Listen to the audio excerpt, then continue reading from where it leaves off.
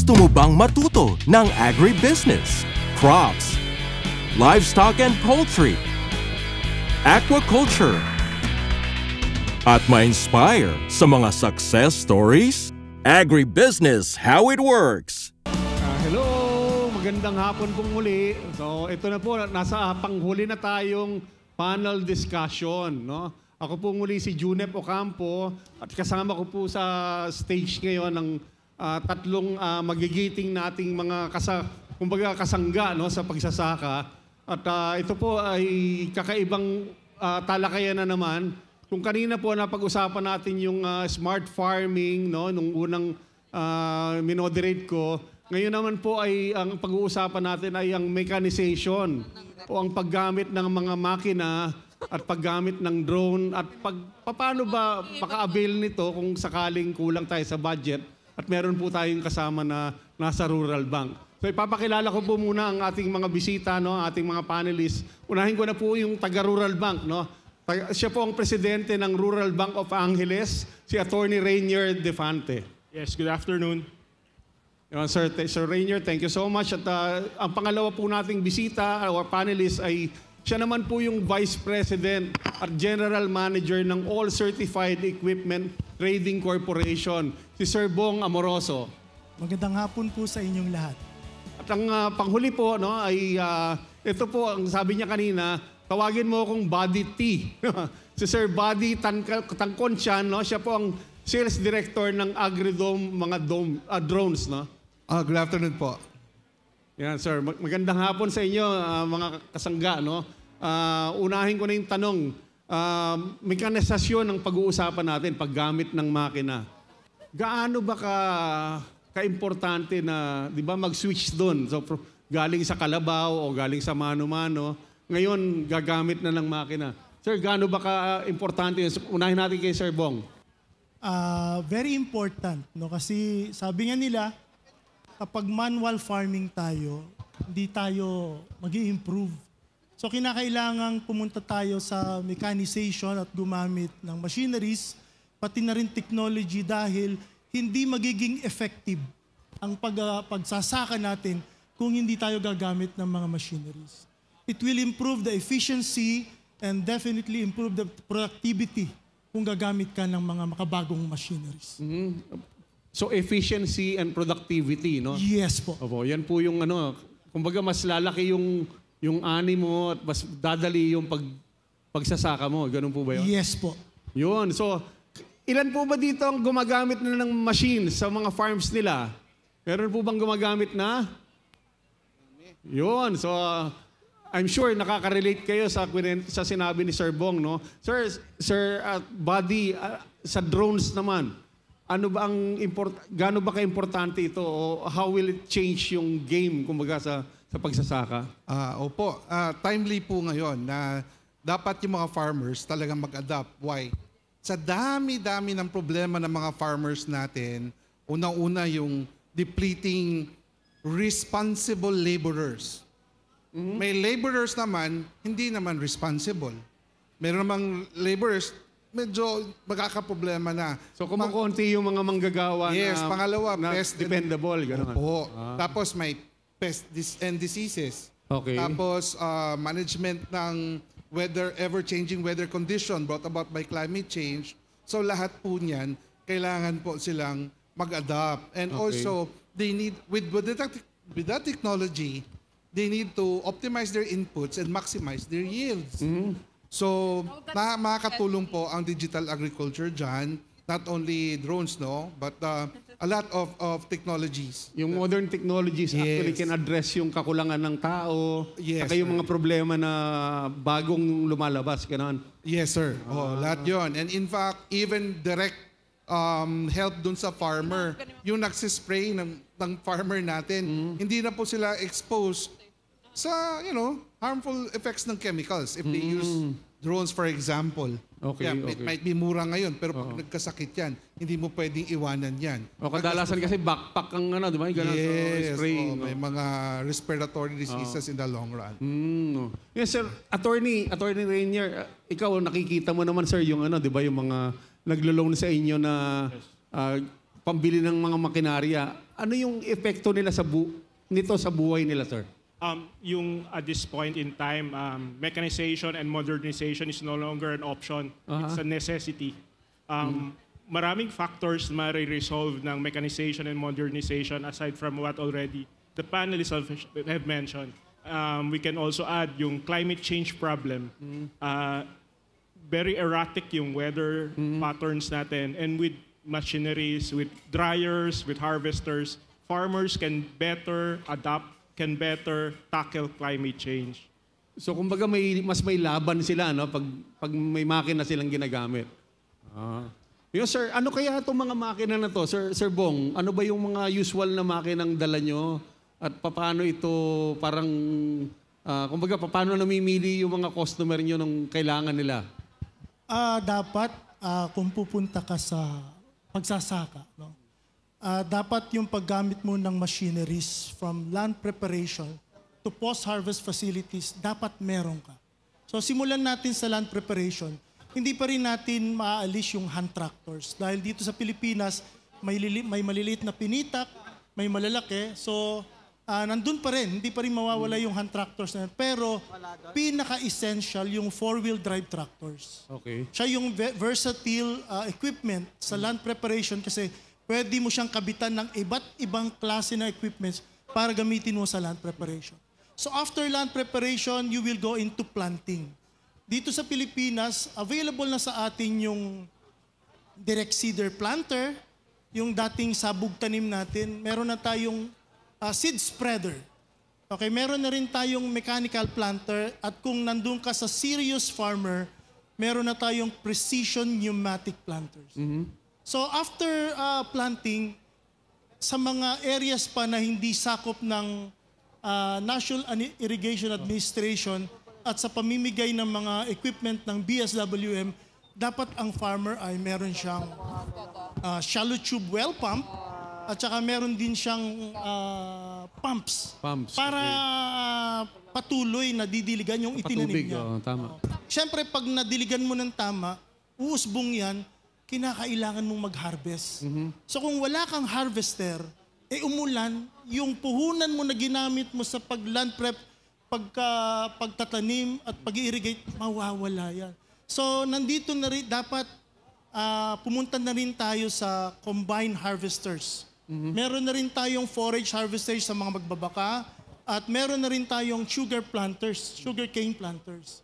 And then, after harvester, kung wala ka naman dryer, problema mo rin. Oo nga. So, meron na rin tayong mechanical dryers dapat.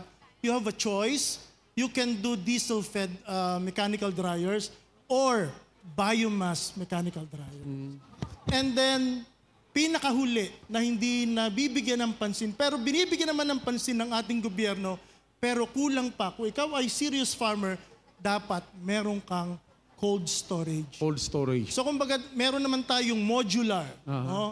Sa mga 3 or 5 hectares or 10 lang, meron tayong 20-foot container modular cold storage, 40-foot, and then ideal talaga yung malalaki. Dahil karaniwan, yung mga magsasaka natin, na-dry na nila yung mga palay or corn nila, pero law of supply and demand. Lahat kayo nag-harvest. Tama. Mababa ng presyo. Oo nga. Pero kung meron kang cold storage, store mo muna. 30 days, 45, 60 days. Pag tapos na yung labanan sa presyo, that's the time you will sell. Tama. So dapat pagpapasok ka talaga sa farming, from land preparation to post-harvest facilities, if you want to improve efficiency and productivity na sinasabi natin, dapat meron ka nun. Total, nandyan naman na yung bank financing eh. Kung noon, namumroblema ka kung paano ka bumili ng makinarya, kung hindi makapagbigay ang gobyerno, at least nandyan yung mga financing banks natin ngayon. Napakarami na nila, you can choose. Hindi ka pares noon, way back 1990s, 2000 wala pa. So, kaya na. Kumbaga, dati, ang hirap talagang bunuin, yung presyo. Kaya na po nila. Kinakailangan lang maayos kung yung bibili ng produce. Oh, yun. Sir, tinuro ka na rin lang, attorney. So, tatanong ko ngayon, di ba? Kanina habang nandun tayo, kinikwento mo sa akin, yung mga OFWs, no? yung mga parang nireregalo nila sa mga tatay nila ngayon na farmers ay hindi na kalabaw, kundi mga traktora. Sir, kwento mo ngayon. Yung family tradition ng Philippines kasi is always we want to help our families. So it's very heartening for us na nakikita namin mga OFWs who from abroad tumatawag sa amin na gusto nila bumili ng mga traktora para sa mga pamilya nila. So these are the ways that na nakakatulong kami sa mga farmers with our financing scheme, Fast and Easy, as low as 20% down payment lang. Pwede na sila bumili ng mga modern equipments from Massey Ferguson and all other brands na mapili nila.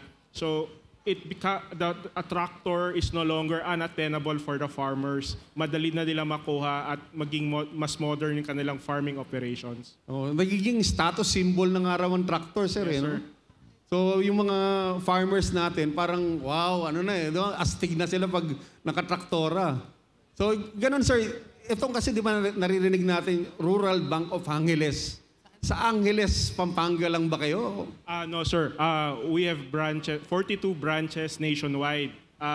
We started our operations in Angeles, and for the last 10 years, we've been doing farm machinery financing.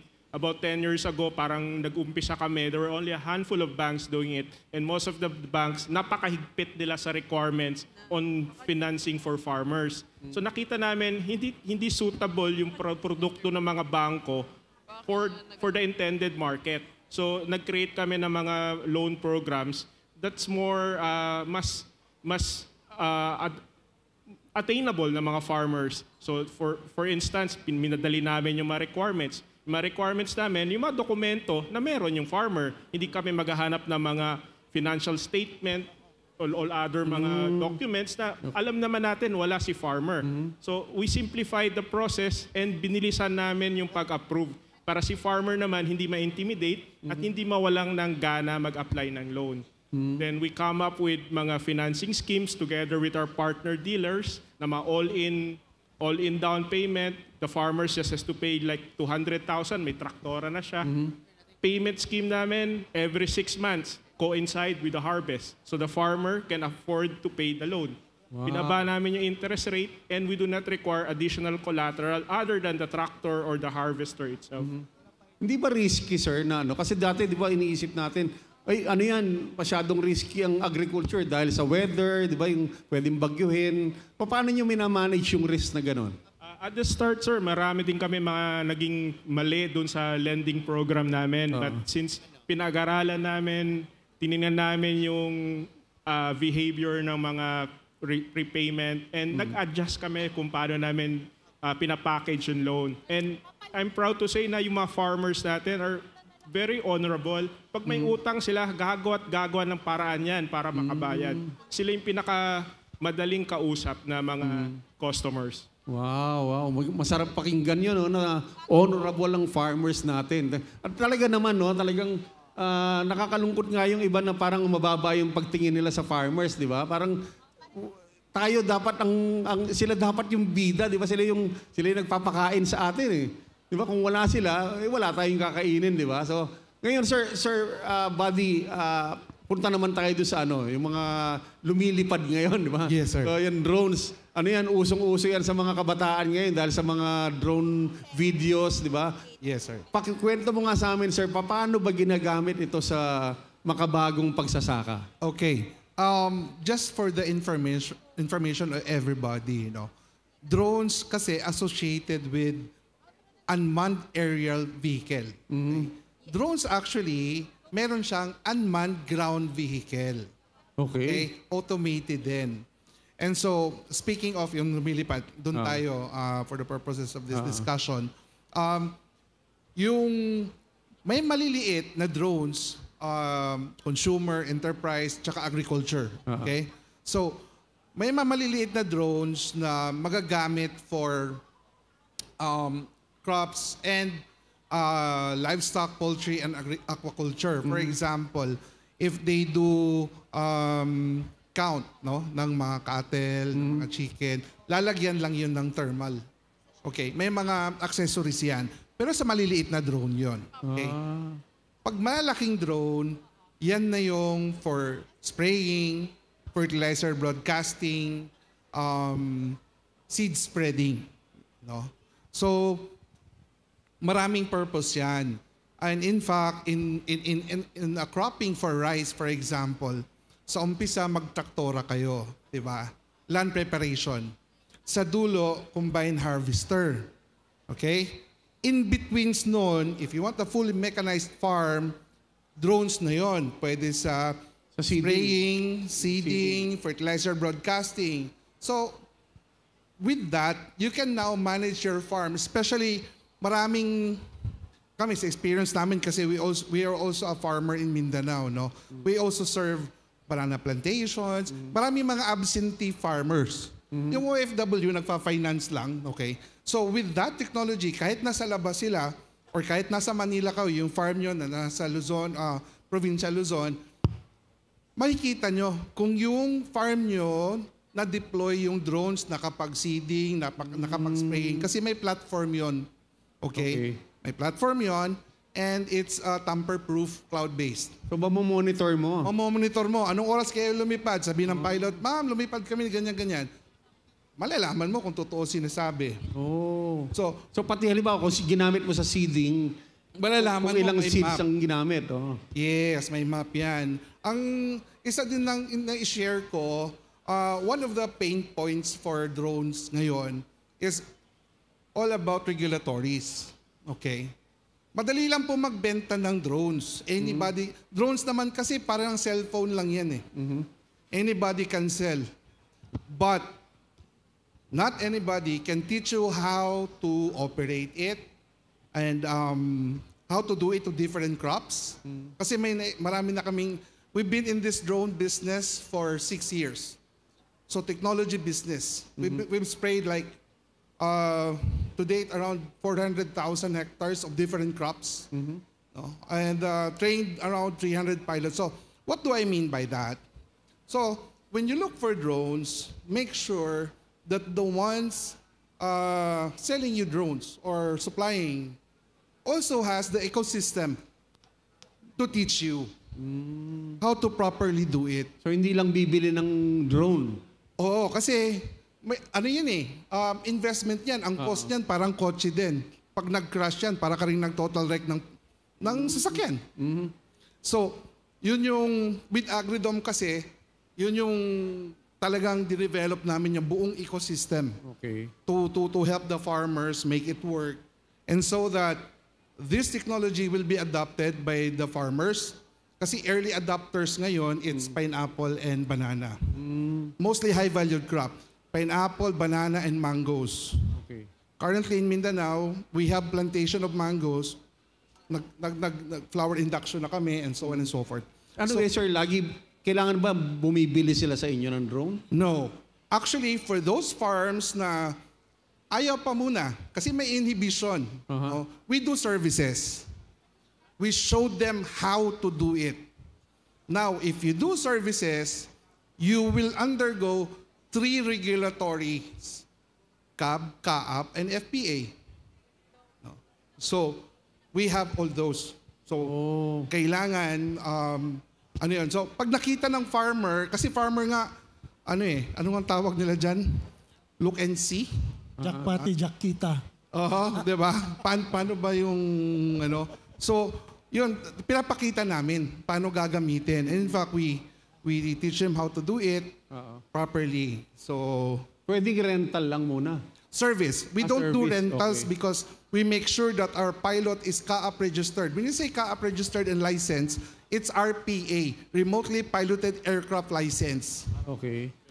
So Yes. yung service, ibig sabihin, kayo mismo ang Kami magsi-service. We charge per hectare sa service team namin. Okay. So when the farmer knows it at nalaman niya paano gagawin, yun, I suggest na, yun, pwede na silang bumili ng drone. Kasi mahirap bumili kayo, nag-invest kayo 1.6, 1.8. Depende pa sa package, umabot pa yan ng 2.5.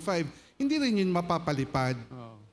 Diba? Ayun sir, nabanggit mo kanina, hindi lang pala lahat ng drones ay lumilipad. Hindi. No? So meron nasa ground, no? Merong unmanned ground vehicle. This is basically magagamit for livestock, poultry, yung mga pang biosecurity. No? Mamap mo kung saan yung farm mo. Para siyang rover, if you can Parang imagine robot. yung rover ng NASA. Rover, okay. Oh, may ano siya, spraying capability, no? So Tapos naka-ano lang yun, remote control, parang gano'n. yes, remotely controlled 'yon. And in fact, for people who are really have a problem with labor, yung unmanned ground vehicle na 'yon, they can do harvest, like kung may papaya kayo, siya lang mag-isa. Lalagay mo dun sa drone na 'yon, yung unmanned ground vehicle, iproprogram mo siya, babalik dun sa storage mo, babalik din kung sa'yo. So, Available na yun dito? Sa available na sa Philippines. Late na nga ang Philippines eh. Thailand, Vietnam, ilang ano. Kasi nga kami, 6 years na kami sa business. We really wanted this technology to be adopted. Yan. Siguro sir, I'm going to give you the floor, no, kung may mga final message kayo. Kasi I'm sure itong forum na to, umpisa pa lang to sir, no? Pwedeng mamaya lapitan niyo sila kung ano yung message niyo sa kanila, Sir Bong? Farming is investment. Investment. Yes. So very important na you should choose a company or a product that will help you. Yung hindi kayo bibigyan ng sakit ng ulo. Kaya ka bumili nga ng machineries is para tulungan ka sa gusto mong mangyari. Hindi sasakit ang ulo mo. No? So, make a research, hindi lang po sa abroad, kung hindi dito sa Pilipinas, kung ano na yung machines na nandito na sa market for the last 30 years. Dahil yung quality, reliability, dependability is already proven. Right. Saka yung after sales support, yes. no? So, ibig sabihin nun, hindi siya fly-by-night na company, hindi siya fly-by-night na equipment. So, kumbaga yung service after sales at saka spare parts ay nandun na. Oftentimes, no, sa lahat ng mga bumibili, sasabihin, we have a good service after sales. We have a good service. Pero pag nakabili ka na, tumawag ka, after 4 days, after 5 days, sasakit ng ulo mo. So find a partner who can be your partner that understands your business para yung responsibility nila ay tutulungan kayo, hindi lang negosyo. So napakaraming ano dyan. So hindi ka mabubudol, no? Kumaga, hindi ka mabubudol. So make a research. Titingin ka lang naman sa buong Pilipinas, ano-ano yung mga brands na nandyan na. At nandito yung All Certified, Equipment Trading Corporation, who is a one-stop shop company from land preparation to post-harvest facilities. Isa lang ang kausap mo from land preparation to post-harvest facilities. Pwedeng unti-untiin mo, no? Pag trial muna. Yes. Yes. Okay, thank you, sir. Nandiyan naman si attorney. Yun, thank you, Sir Bong. Yun. Sir, muna? Si attorney, sundan natin. Sila Bong is one of our partners in making machineries affordable for the Filipino farmers. So right now we are in 22 provinces in the entire country. So by October 1, we're adding 4 more branches in Laguna, Quezon Province, Laguna, and in Capiz. So 4 areas na wala pa kaming branches, we are launching an agri-mobile app. This is especially be useful for our friends na ma-OFW. Kahit saan man sila part ng mundo, they can get in touch with us, make an application for a loan, and we can respond to them immediately with our mobile app. Wow. This will be available, we'll be launching this initially by Google Play Store, then eventually through the iOS portals. So we continue to expand to the whole country as our goal is really to help the Filipino farmers in partnership with the machinery dealers. Yun, thank you. Mabuti naman, no? If I may add, Yes, sir. not only farm machinery financing, any aspects of agriculture, land, crop production, land acquisition, construction of mga warehouses, we can help you with that. Yun, sir, tinanong ko kanina, magkano yung pinakamababang loanable amount?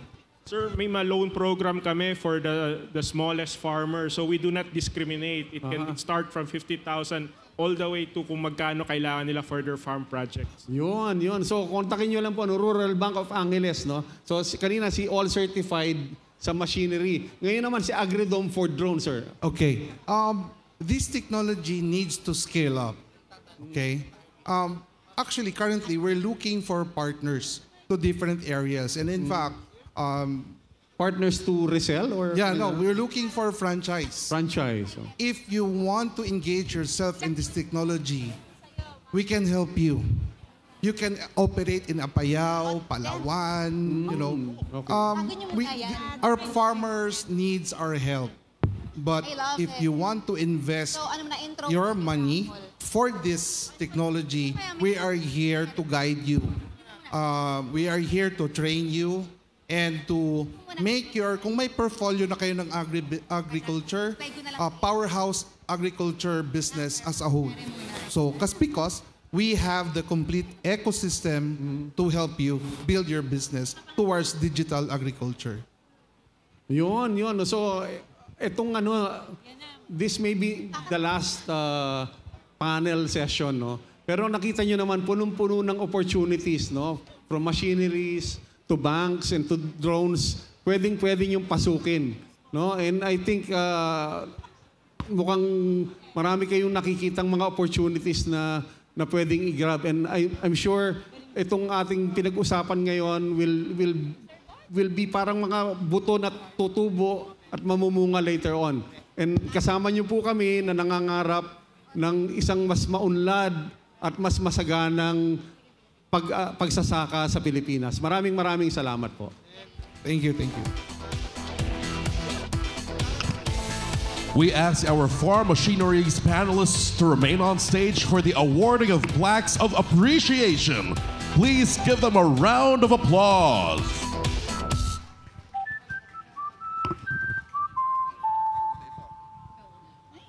At this point, we would also like to recognize the valuable contributions of our moderators. So we call once again Mr. Junep Ocampo and Miss Melanie Zambrano. Everyone, let's give them a round of applause.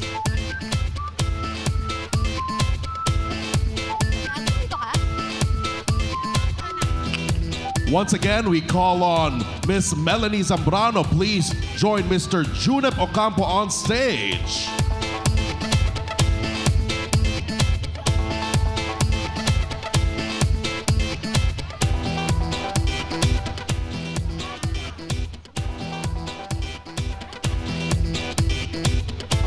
How about another round of applause for our moderators?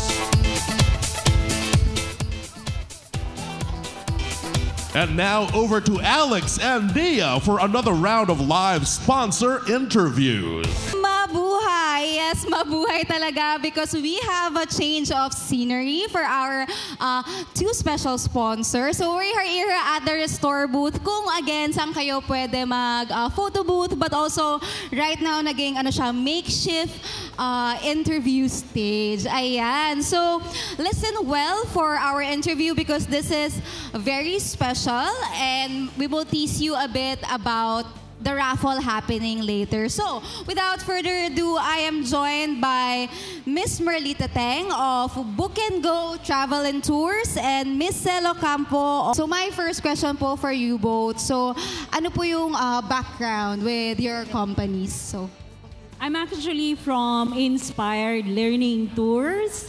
So, gandang hapon po sa inyong lahat.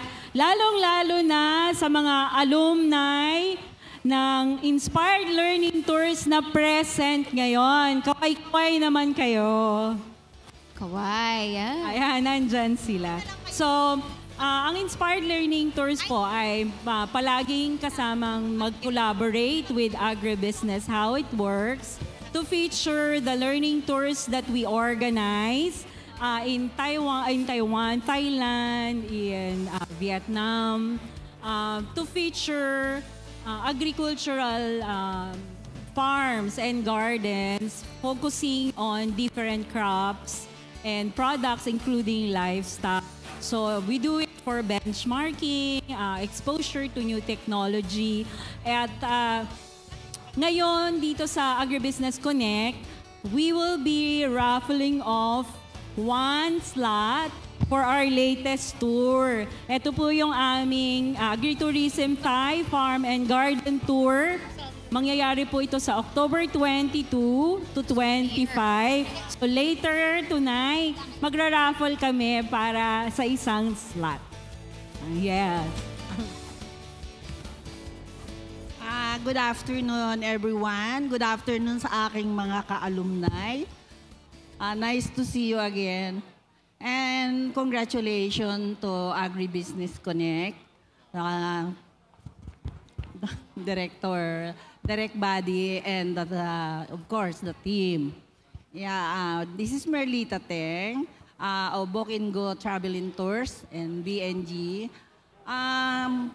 Actually, this is the second year na mag-i-sponsor ako ng kaunti lang naman. Going to Thailand, Taiwan, I'm sorry. Sa dami ng package, sorry. So, going to Taiwan for 4 days, 3 nights. This is Taipei and Taichung. Siguro mga February, kasi habulin natin yung, meron kasing parang Sakura sa Japan, di ba? Sa Japan Sakura. Wow, sa yes. Taiwan kasi, meron na rin sila ngayon. Gumagaya na rin. So, yun yung hahabulin natin. Ayan po. So pwede mo na ipakita to? Ayan, para ma-excite naman sila. Ayan, so we have very, very big. Ayan po. Siguro, last question na lang po. So what can they look forward po ba sa magiging tour? Like, ano yung tingin yung main thing ng magiging winner natin for later? Itong tour na ito, kaya ito ang naisipan namin na i-raffle off during this Agribusiness Connect. Kasi ito yung second time namin na i-offer yung Thai Farm and Garden Tour. Kasi ito yung parang Farming 101. So, kung may mga farmers dito or attendees who are thinking into going into farming, ito yung magandang exposure kasi i-feature namin ang mga gardens and farms on vanilla, mushroom, mulberry, may corn and sorghum din. So normally, ang process namin, we go to the farms and we are met by the farm owners or managers and they give us a seminar on that specific crops. So it's really tour and learning po, right? How about her? We actually call it Aral at Gala. Yes, nice. Ako naman, travel agency ako. More than, actually, 1997 pa ako nag-start. So, we are catering like mga visa, mga tour, local and international. And of course, individual at marami pang iba. So you make it really easy po for traveling. So thank you so much, Miss Merlita and Miss Sel. So I can't wait mamaya ko sino mananalo for the raffle. But for now, we have more booths to explore. So partner, nasan ka? I'm here. We're down to our last few booths. Okay, right now, kakatapos lang natin mag-discuss ng farm machineries for our 6th panel discussion. And right now, here at the booth, I have Miss Eden with me to talk about the Aztec booth. Hello, good afternoon everyone. All Certified Equipment Trading Corp is natatawag siya ng madami. Let's say ASETC, Aztec, ASTC. Pero all in all, we are your partner in farm modernization. We are a one-stop shop na we carry all brands that can help for your farm mechanization. Thank you, Miss Eden, for giving us more details about your booth. Again, guys, if you have questions about how you can modernize your farms, please come by their booth. All right, back to you, Nea. Thank you so much, partner. So that's right, I really can't believe that we are reaching the end of our booth hopping. But for now, bago tayo mag-end, of course, I have another booth for you to explore. So what I have for you here is one of the key starting points that can help our interested visitors to kickstart their agribusiness. So here I have Miss Vanessa Cano of RBA. Ayan, so kanina I was conversing with her. So Miss Vanessa, what What is this po? Yes, good afternoon, everyone. We are from Rural Bank of Angeles, a proud subsidiary of Asia United Bank with 42 branches, operate in Luzon, Visayas, and Mindanao. Rural Bank of Angeles support the mechanization of farming in the industry in the Philippines through financing of tractor, harvester, drones, and rice mill. So this equipment will help the farmers for fast and efficient land preparation and harvest. Rural Bank of Angeles also finance crop production loans such as rice, corn, and sugar cane. We also finance livestock and poultry. Siguro yung isang gusto ko pong i-highlight is how to make the loans easier. So you mentioned meron po kayong mobile app. So paano po ba yun? Yes, through our RBA mobile app. So for fast and easy loan application, so we need just one tap. So anytime, anywhere, pwede na kayong mag-apply ng loan through Rural Bank of Angeles. Where can they find? Yes, you can visit our Facebook page. Just type Rural Bank of Angeles Incorporated to know more about our products and services. Thank you. Thank you so much. So hindi ba dito nagtatapos lahat? Because si partner ay meron pang isang booth. So partner, I'm giving it all to you. Okay, last but not the least, a booth that you definitely should not miss out on is Agridome. Here we have Sir Peds to tell us more about their booth. Okay, magandang hapon po sa ating lahat. Kami po sa Agridome ay patuloy pa rin nag-iimbita para po ma-experience na ang digital agriculture.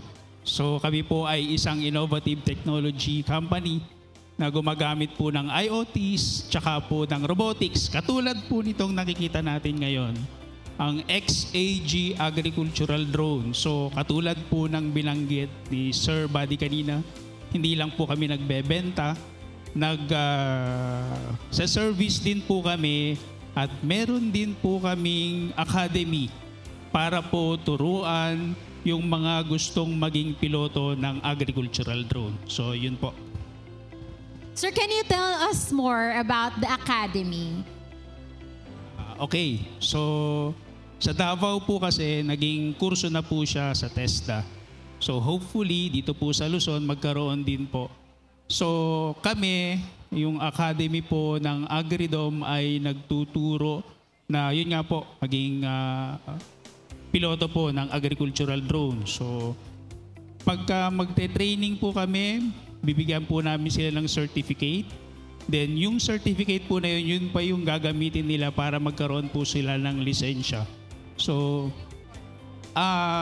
actually 3 to 5 days makakapag-issue na po kaagad kami ng 5 hours na flying time na pwede nyo pong gamitin sa pagkuha nyo po ng lisensya sa CAAP.